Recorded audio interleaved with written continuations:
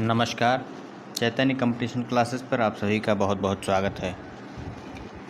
जैसा कि हम लोगों ने सीटेट की प्री प्रैक्टिस सीरीज को स्टार्ट किया था, तो उसी क्रम में आज हम ईवीएस के क्लास 5th के चैप्टर को स्टार्ट करने वाले हैं, जो कि एनसीईआरटी बेस्ड होगा।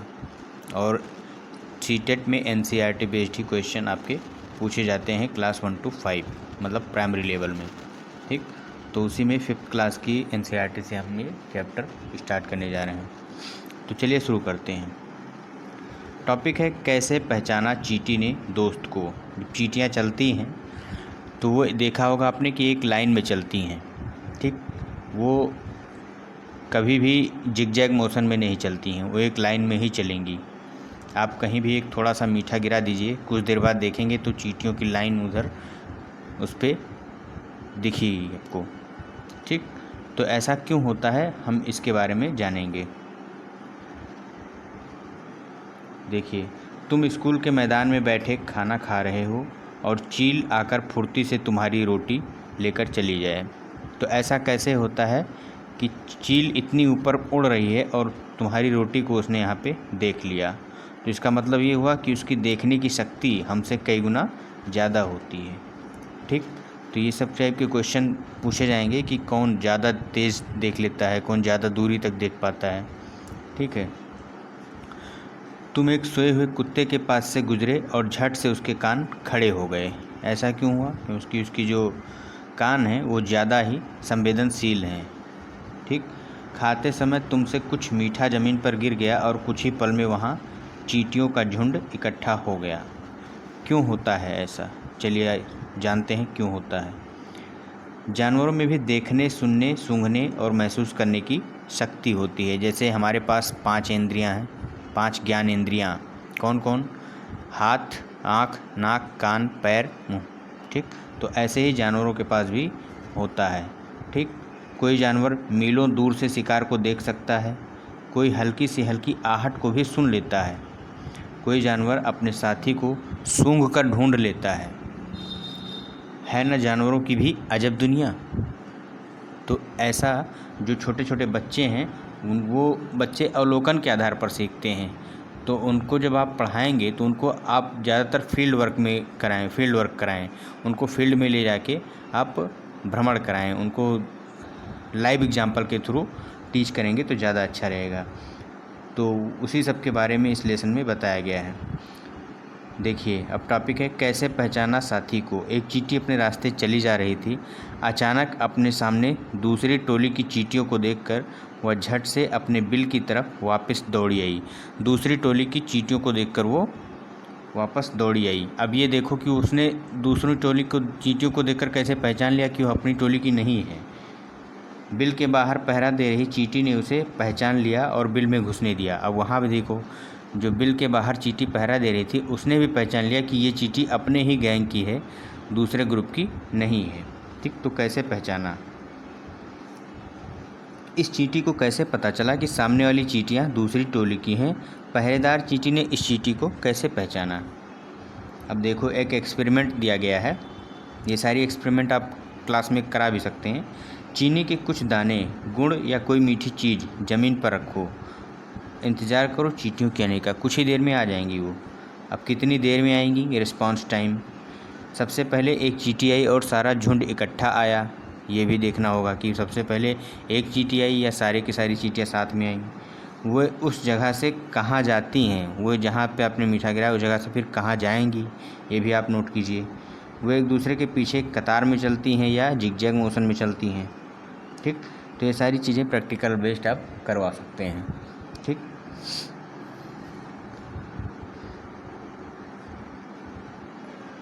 बहुत साल पहले एक वैज्ञानिक ने एक प्रयोग किया था।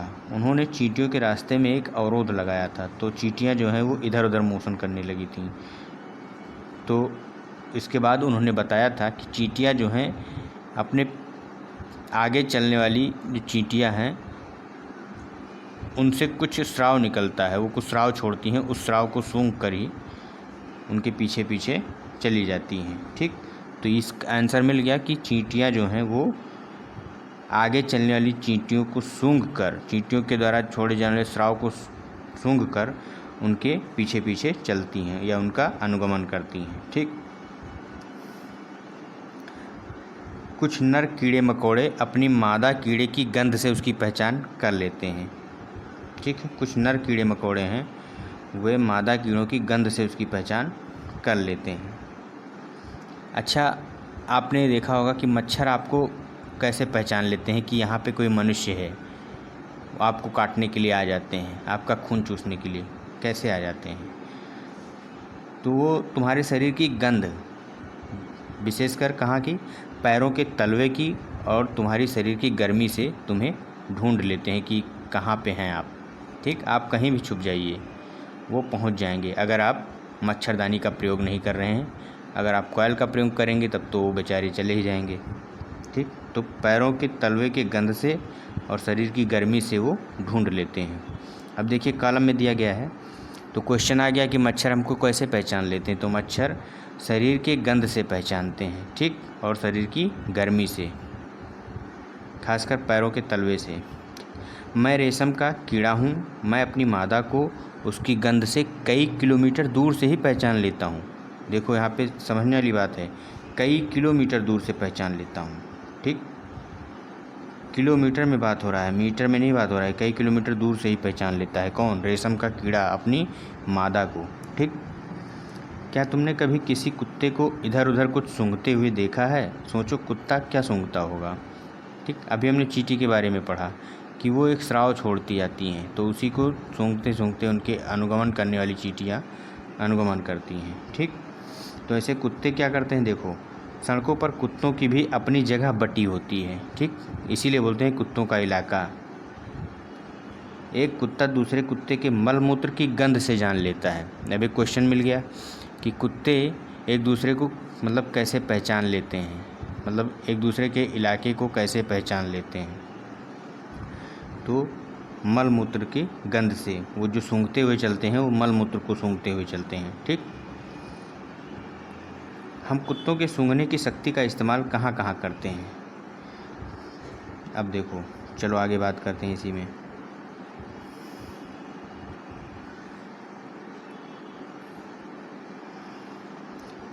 क्या तुम्हें अपने घर के लोगों के कपड़ों से गंध आती है इसके? कभी किसी भीड़ से भरी जगह जैसे मेले में, बस में, ट्रेन आदि में तुम्हें गंध का एहसास हुआ है? बताओ कैसा लगा, ऐसा क्यों? देखो एक स्टोरी दी गई है। आज रजनी को ज़रूरी काम से कहीं जाना पड़ा। अपने 6 महीने के बेटे दीपक को वह अपनी बहन सुशीला के पास छोड़ गई। सुशीला की अपनी बेटी भी इतनी ही छोटी है। मज़े की बात यह है कि दोनों बच्चे ने एक साथ पोटी कर दी। पोटी मतलब लैट्रिन कर दी। ठीक, पोटी मतलब लैट्रिन कर दी। अपनी बेटी की पोटी धोने के बाद जब वह दीपक की पोटी साफ़ करने लगी तो फटाफट अपने मुंह नाक को दुपट्टे से ढक लिया। ठीक, तो देखो अपनी बेटी को साफ़ किया तब नहीं ढका, लेकिन दूसरे के साफ़ किया तो उसने ढक लिया। ऐसा क्यों हुआ? जब तुम कूड़े के ढेर के पास से गुजरते हो, वहाँ की गंध तुम्हें कैसी लगती है? उस बच्चे के बारे में सोचो जो दिन में कई घंटे इसी कचरे में ढेर में से चीज़ें बीनता है।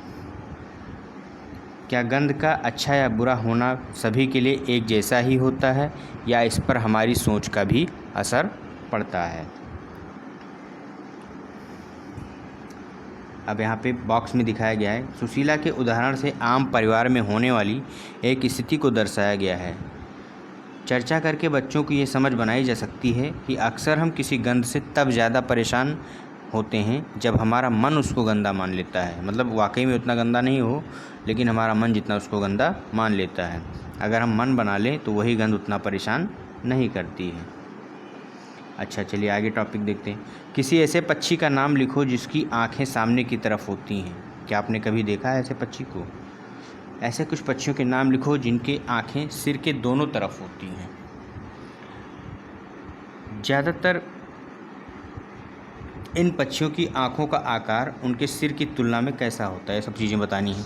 ज़्यादातर पक्षियों की आँखें जो होती हैं उनके सिर के दोनों तरफ होती हैं। पक्षियों की आँखें क्यों? पक्षी एक ही समय में 2 अलग अलग चीज़ों पर नज़र डाल लेते हैं। हम ऐसा नहीं कर सकते, लेकिन पक्षी जो हैं वो एक ही समय में दो अलग अलग चीज़ों पर नज़र डाल सकते हैं, एक ही समय में दो अलग अलग चीज़ों को देख सकते हैं। जब ये बिल्कुल सामने देखते हैं, जब ये बिल्कुल सामने देख रहे होते हैं, तब इनकी दोनों आँखें एक ही चीज़ पर होती हैं। आपने देखा होगा कि कई पक्षी जो हैं अपनी गर्दन बहुत ज़्यादा हिलाते हैं। ऐसा क्यों? ज़्यादातर पक्षियों की जो आँखें होती हैं वो उनकी पुतलियाँ घूम नहीं सकती। ज़्यादातर पक्षियों की आँखों की जो पुतलियाँ होती हैं वो घूम नहीं सकती। हमारी पुतलियाँ देखो इधर साइड में हैं, इधर भी हो गई, लेफ़्ट राइट कर सकते हैं, ऊपर नीचे भी कर सकते हैं, ठीक, घूम नहीं सकती हैं। वे अपनी गर्दन घुमाकर ही आसपास देख पाते हैं, इसीलिए वो ज़्यादातर गर्दन को इधर उधर करते रहते हैं। अब समझ में आया क्यों ऐसा वो करते हैं? अब देखो, तुम अपनी दाईं आँख बंद करो या हाथ से ढको, उसी समय तुम्हारा साथी तुम्हारे बिल्कुल दाईं तरफ थोड़ी दूर खड़ा होकर कुछ एक्शन करे। क्या तुम बिना गर्दन हिलाए अपने साथी के एक्शन को देख पाते हो? अब दोनों आंखें खोलकर बिना गर्दन घुमाए दाईं तरफ खड़े साथी के एक्शन को देखो। दोनों तरीक़ों से देखने पर क्या अंतर मिला? अब देखिए यहाँ पे विशेष बात क्या दिखी गई है कि पक्षी जब दोनों आंखें एक ही चीज़ पर केंद्रित करते हैं तो उन्हें जो वस्तु देख रहे हैं उसकी दूरी का एहसास होता है। मतलब जब दोनों आंखें एक ही चीज़ पर केंद्रित करेंगे तो वो चीज़ कितनी दूरी पर है उसका एहसास उन्हें हो जाता है। और जब अलग अलग चीज़ों पर केंद्रित करते हैं तो उनका देखने का दायरा बढ़ जाता है। और जब वो अलग अलग चीज़ों को देखते हैं एक ही टाइम पे तो उनका क्या होता है, दायरा बढ़ जाता है देखने का। पक्षियों के सिर पर उनकी आँखों की स्थिति का अवलोकन करने से बच्चों को ये बात समझने में आसानी होगी, ठीक। एक आंख बंद करके अपने साथी के एक्शन को देखकर बच्चों को अनुभव कराएं कि दोनों आँख से देखने पर देखने के दायरे में अंतर आता है। अगर आप दोनों आँखों से देखते हैं तो आप ज़्यादा दूर तक देख सकते हैं, मतलब ज़्यादा एरिया कवर कर सकते हैं। अब गेंद या छोटा सिक्का उछाल कर पकड़ने का खेल खेलो। एक बार दोनों आँखें खोलकर और एक बार आँख बंद करके किस स्थिति में उसे पकड़ना आसान लगा? अगर पक्षियों की तरह तुम्हारी आँखें तुम्हारे कान की जगह होती तो कैसा होता? चील, बाज और गिद्ध जैसे पक्षी हमसे 4 गुना ज़्यादा दूर देख सकते हैं, ठीक। जैसे मान लीजिए हम 1 मीटर तक देख सकते हैं तो चील और बाज ये 4 मीटर देख सकते हैं। जैसे मान लीजिए हमारी नज़रें 1 किलोमीटर तक देख सकती हैं तो चील, बाज और गिद्ध जो हैं उसी चीज़ को अगर 4 किलोमीटर दूरी पर रख दिया जाए तब भी वो देख सकते हैं, ठीक। ऐसा है।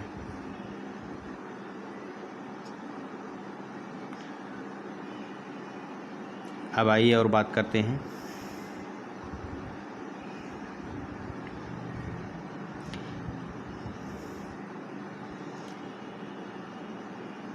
हमें इतने सारे रंग दिखाई देते हैं, उतने रंग जानवरों को दिखाई नहीं देते। देखो इन जानवरों को चित्र कैसे दिखाई देंगे? आमतौर पर माना जाता है कि दिन में जागने वाले जानवर कुछ रंग देख पाते हैं, रात में जागने वाले जानवर हर चीज़ को सफ़ेद और काली ही देखते हैं। ऐसा माना जाता है कि जो दिन में जागने वाले जानवर हैं वो कुछ रंग को तो देख पाते हैं, लेकिन जो रात में जागने वाले जानवर हैं, दिन में सोते हैं रात में जागते हैं, वो हर चीज़ को सफ़ेद और काली ही देखते हैं। उनको हर चीज़ सफ़ेद और काली ही दिखाई देगी, ठीक। अब जैसे पूछा जाए कि उल्लू, तो उल्लू को हर चीज़ क्या दिखाई देगी? या तो सफ़ेद या काली दिखाई देगी। ऐसे ही और जीव पक्षी हैं या जानवर हैं जो रात में जागते हैं तो उनको क्या हर चीज़ क्या काली या सफ़ेद ही दिखाई देगी। अब कान के बारे में पढ़ते हैं। हमें पक्षियों के कान दिखाई नहीं देते। उनके बाहरी कान छोटे छोटे छेद जैसे होते हैं जो उनके पंखों से ढके रहते हैं,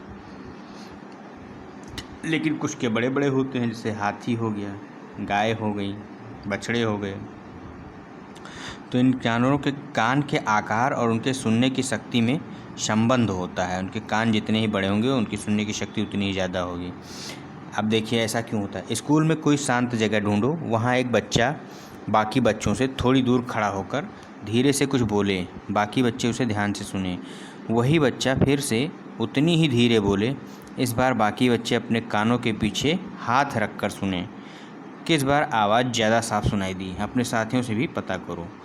तो डेफिनेटली जब आपने अपने कानों के पीछे हाथ रखा होगा तो आपको आवाज़ ज़्यादा साफ सुनाई दी होगी। तुम अपने कानों पर हाथ रखकर कुछ बोलो, अपनी ही आवाज़ सुनाई देती है ना। एक बार डेस्क को बजाओ, कैसी आवाज़ आती है? अब जैसे चित्र में दिखाया गया है वैसे ही डेस्क पर कान लगाओ। एक बार फिर अपने हाथ से डेस्क बजाओ, कैसी आवाज़ आती है? क्या दोनों आवाज़ों में कुछ अंतर है? सांप भी कुछ ऐसे ही सुनता है। सांप कैसे सुनता है? वो वाइब्रेशन से सुनता है, उसके बाहरी कान नहीं होते। सांप के बाहरी कान नहीं होते, ज़मीन पर हुए कंपन को ही वो सुन पाता है। जैसे यहाँ पे एक बच्चा दिखाया गया है और वो कान को अपने इस लकड़ी के बॉक्स पे रखे हुए है और फिर बजा रहा है अपने हाथ से, तो उसको कंपन हो रहा है, तो उस कंपन को सुन पा रहा है। सांप भी ऐसे चलते हैं और कंपन के थ्रू सुनते हैं। जंगल में ऊंचे पेड़ पर बैठा लंगूर, पास आती मुसीबत जैसे शेर या चीता, उसको देखकर एक खास आवाज़ निकालकर अपने साथियों को संदेश देता है। इस काम के लिए पक्षी भी खास आवाज़ें निकालते हैं। जैसे कोई खतरा होता है या कुछ होता है तो लंगूर जो है वो अपने साथियों को अलर्ट करते हैं खास आवाज़ निकाल के। कुछ पक्षी भी ऐसा करते हैं। कुछ पक्षी अलग अलग खतरों के लिए अलग अलग आवाज़ निकालते हैं। कुछ पक्षी क्या होते हैं, जैसे किस टाइप का डेंजर है उसके हिसाब से वो अलग अलग आवाज़ें निकालते हैं। जैसे उड़कर आने वाले दुश्मन के लिए एक तरह की आवाज़, अगर कोई दुश्मन उड़ के आ रहा है तो उसके लिए डिफरेंट आवाज़, और ज़मीन पर चलकर आने वाले दुश्मन के लिए दूसरी तरह की आवाज़। मछलियाँ खतरे की चेतावनी एक दूसरे को बिजली तरंगों से देती हैं। अब ये क्वेश्चन बन सकता है कि मछलियाँ जो हैं खतरे की चेतावनी अपने ग्रुप मेंबर्स को कैसे देती हैं, तो वो बिजली तरंगों से देती हैं, ठीक, इलेक्ट्रिक वेव्स के थ्रू देती हैं। कुछ जानवर तूफान या भूकंप आने से कुछ समय पहले अजीब हरकतें करने लगते हैं। जैसे जब सुनामी आई थी 2006 में, तो समुद्र के किनारे की जो जानवर थे वो भागने लगे थे ऊंचाई के स्थान पर, और जो मछलियां थीं वो गहरे समुद्र में जाने लगी थी। उनको एहसास हो गया था कि कुछ गड़बड़ होने वाला है। जो लोग जंगल में रहते हैं और जानवरों के इस व्यवहार को समझते हैं वे जान लेते हैं कि भूकंप आने वाला है या कुछ अनहोनी होने वाली है। जो लोग इनके पास ही रहते हैं वो उनको समझ जाते हैं, उनके इशारों को।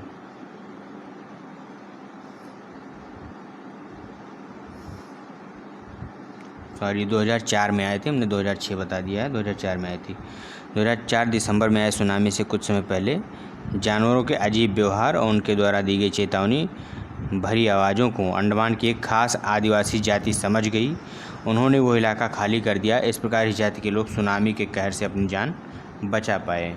ठीक, तो भाषा समझना भी बहुत ज़्यादा ज़रूरी हो जाता है वहाँ पे रहने वाले लोगों के लिए। डॉल्फिन भी अलग अलग तरह की आवाज़ें निकालती हैं और एक दूसरे से बात करती हैं। वैज्ञानिकों का मानना है कि कई जानवरों की अपनी पूरी भाषा है जैसी हम लोगों की है, लेकिन अब हम लोग उस चीज़ को नहीं समझ पा रहे हैं तो सोचते हैं कि जानवर क्या है, मूक हैं। मूक नहीं हैं वो, हम लोग उनके लिए मूक हैं, वो लोग हम लोगों के लिए मूक हैं। क्यों? क्योंकि ना हम उनकी भाषा समझ सकते हैं ना वो हमारी भाषा समझ सकते हैं। बस एक भाषा है जो हम दोनों या हम लोग समझ सकते हैं आपस में, वो है प्यार की भाषा, दुलार की भाषा। उस भाषा को आप वर्बली अगर नहीं कर पा रहे हैं तब भी आप उस भाषा के जरिए आप वार्तालाप कर सकते हैं, एक दूसरे की फीलिंग्स को समझ सकते हैं।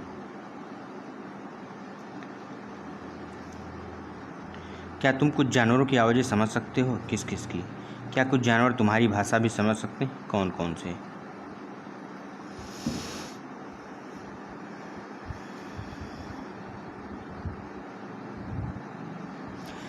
बहुत से जानवर किसी खास मौसम में लंबी गहरी नींद में चले जाते हैं, लंबी भी इतनी कि कई महीनों तक, फिर भी दिखाई ही नहीं देते हैं। जैसे कुंभकर्ण चला गया था रामायण काल में। ठीक, तो ऐसे ही कुछ जानवर भी हैं जो किसी खास मौसम में लंबी गहरी नींद में चले जाते हैं, कुछ महीने तक दिखाई ही नहीं देते हैं। क्या तुमने कभी ध्यान दिया है? अच्छा, देखा होगा आपने बारिश के मौसम में मेंढक निकल आते हैं अचानक, लेकिन उससे पहले वो कहाँ रहते हैं? कुछ दिखाई देता है कहीं भी? बहुत रेयर देखा होगा तो आपने देखा होगा, नहीं तो बारिश के मौसम में ही ज़्यादा दिखते हैं। ठीक, तो वही ऐसे ही लोग क्या होते हैं, चले जाते हैं। ठंड के मौसम में आपने छिपकली वगैरह को, सांप वगैरह को देखा होगा, बहुत रेयर, नहीं तो गर्मियों में तो अक्सर दिखते रहते हैं, लेकिन ठंड के मौसम में वो सब क्या चले जाते हैं, यही करते हैं। ठीक, क्या तुमने कभी ध्यान दिया सर्दियों के दिनों में अचानक ही छिपकलियाँ कहीं गुम हो जाती हैं? सोचो ऐसा क्यों करती हैं?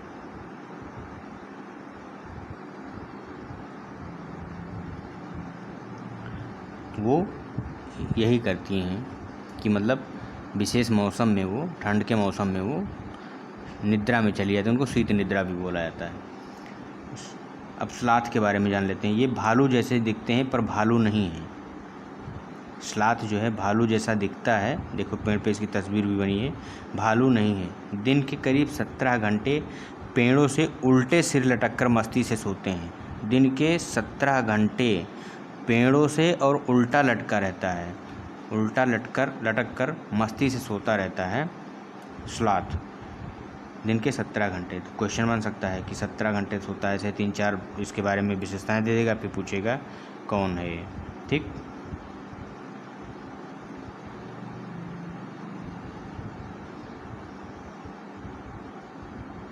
सोता रहता है। जिस पेड़ पर रहता है उसी के पत्ते खाकर ये पलता है, इसीलिए इन्हें कहीं और जाने की ज़रूरत ही नहीं पड़ती है। जहाँ पे है वहीं पे भोजन मिल जा रहा है तो कोई दिक्कत ही नहीं पड़ती है।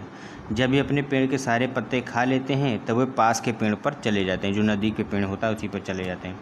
लगभग 40 वर्ष के अपने पूरे जीवन में ये मुश्किल से 8 पेड़ों पर घूमने की तकलीफ़ उठाते हैं। 40 वर्ष इनका जीवन काल होता है और उसमें ये बमुश्किल 8 पेड़ पर ही घूमते हैं। ठीक, ये सप्ताह में एक बार ही शौच करने के लिए पेड़ से नीचे उतरते हैं। अब देखिए, एक सप्ताह में केवल एक बार इनको जाना पड़ता है। ठीक, तो इससे इसे विशेषताएं देकर क्वेश्चन पूछ सकता है। ठीक, इसके बारे में। अब बाघ अंधेरे में हमसे 6 गुना बेहतर देख सकता है। चीलबाज और गिद्ध को क्या बताया गया था, 4 गुना ज़्यादा तेज़ देखते हैं। और बाघ के बारे में बताया गया कि ये अंधेरे में भी हमसे 6 गुना बेहतर देख सकता है। ठीक, इतना इसकी देखने की शक्ति मजबूत है। बाघ की मूँछें हवा में हुए कंपन को भांप लेती हैं। देखो विशेषता क्या है, बाघ की मूँछें जो हैं वो हवा में हुए कंपन को भांप लेती हैं और उसे शिकार की बिल्कुल सही स्थिति का पता चल जाता है कि किस तरफ से आहट हुई है। इससे इन्हें अंधेरे में रास्ता ढूंढने में भी मदद मिलती है। ठीक, इसके ज़रिए इन्हें अंधेरे में भी रास्ता ढूंढने में मदद मिलती है। बाघ अपने इलाके में मूत्र करके अपनी गंध छोड़ते जाते हैं। बाघ जो होते हैं अपने इलाके में मूत्र करते रहते हैं, यूरिनेशन जिसको बोलते हैं, मूत्र करके अपनी गंध छोड़ते जाते हैं। यह इलाका कई किलोमीटर बड़ा हो सकता है। एक बाघ किसी दूसरे बाघ के मूत्र की गंध को झट पहचान लेता है, फिर उस इलाके में घुसना है या नहीं ये तो उस बाघ की मर्जी है। जैसे हमने कुत्ते के विषय में पढ़ा था, कोई एक दूसरे के मल मूत्र से पहचानते हैं, ऐसे ही बाघ के बारे में भी है, वो मूत्र के जरिए पहचानते हैं। बाघ मौके के अनुसार अपनी आवाज़ बदलता रहता है, एक खासियत ये भी है, हर मौके के अनुसार अपनी आवाज़ बदलता है। गुस्से में अलग आवाज़, और बाघिन को बुलाना हो तो अलग आवाज़, कभी कराहना हो तो कभी गुर्राना। बाघ का गुर्राना 3 किलोमीटर दूर तक सुना जा सकता है। बाघ हवा से पत्तों के हिलने और शिकार के झाड़ियों में हिलने से हुई आवाज़ में अंतर को भांप लेता है। कितनी शार्प है, देखो इसकी जो समझने की शक्ति हो कितनी शार्प है। हवा से पत्तों के हिलने और शिकार के झाड़ियों में हिलने से जो हुई आवाज़ जो है उसमें अंतर को भांप लेता है कि कौन सी आवाज़ झाड़ियों के हिलने से आई है और कौन सी आवाज़ पत्तों के हिलने से आई है। ठीक, बाघ के दोनों कान बाहर की आवाज़ इकट्ठा करने के लिए अलग अलग दिशाओं में बहुत ज़्यादा घूम भी जाते हैं। ठीक, बाघ के दोनों कान जो हैं वो बाहर की आवाज़ को इकट्ठा करने के लिए अलग अलग दिशाओं में बहुत ज़्यादा घूम जाते हैं। ठीक, समझ लीजिए एक तरह से बहुत ज़्यादा कोणीय बना लेते हैं एंगल। बाघ इतना सतर्क जानवर है, लेकिन इस सब के सतर्क क्यों नहीं कहा जा सकता, इन सब इतनी सारी विशेषताओं से लैस है, इसके बावजूद वह खतरे में है।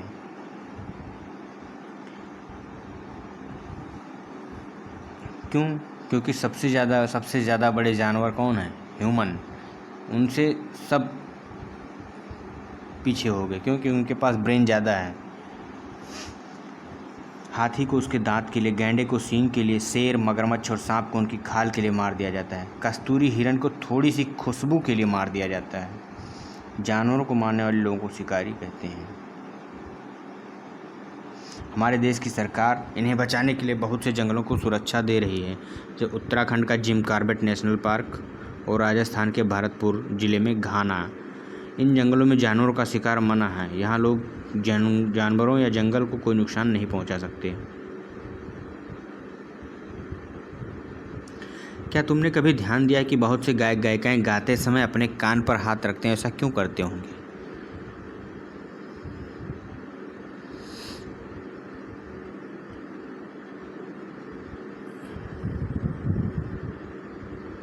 अब चलिए, तो ये था पर्यावरण से संबंधित, हमारे आसपास के जानवरों से संबंधित, उनकी विशेषताओं से संबंधित अभ्यास, और उससे रिलेटेड हमने कुछ संभावित प्रश्नों के बारे में भी चर्चा की, कौन कौन से प्रश्न बन सकते हैं। तो चलिए, इसका रिवीजन करते रहिए, और ऐसे टाइप के क्वेश्चन ही आपके एग्ज़ाम में देखने को, डायरेक्ट क्वेश्चन विशेषताओं को देकर पूछे जाते हैं, तो आप इन पर ज़्यादा गौर कीजिएगा। ठीक है, मिलते हैं नेक्स्ट वीडियो में, तब तक के लिए धन्यवाद।